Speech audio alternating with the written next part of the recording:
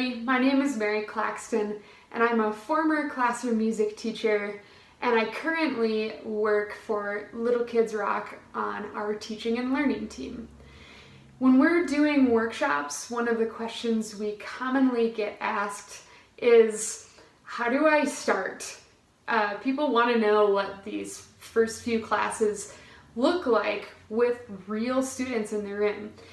So with that in mind, pre-pandemic, I had gone to a local boys and girls club and done some of these activities with a group of students.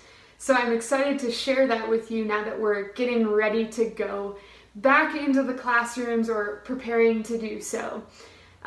With that in mind, I want to give you a little bit of context about what this group was like and why I made some of the decisions that I made. So this, like I said, was at a boys and girls club. My class was about 15 students who had elected to be there with me for an hour to make music in the midst of a very summer camp feeling environment.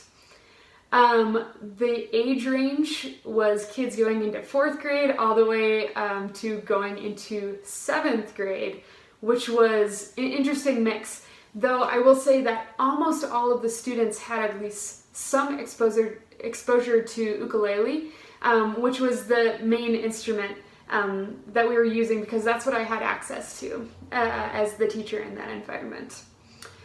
Some challenges to this situation were that the room I was in was very small and it didn't have seating for all the students, so you'll kind of see that they're on the floor in beanbag chairs, in regular chairs.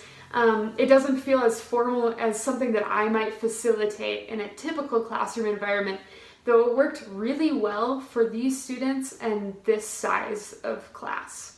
Another really significant thing is that I did not have access to a projector or a speaker system, so I had to facilitate these activities with just music making in the moment and some handouts that I had brought in advance. So that's the basic context.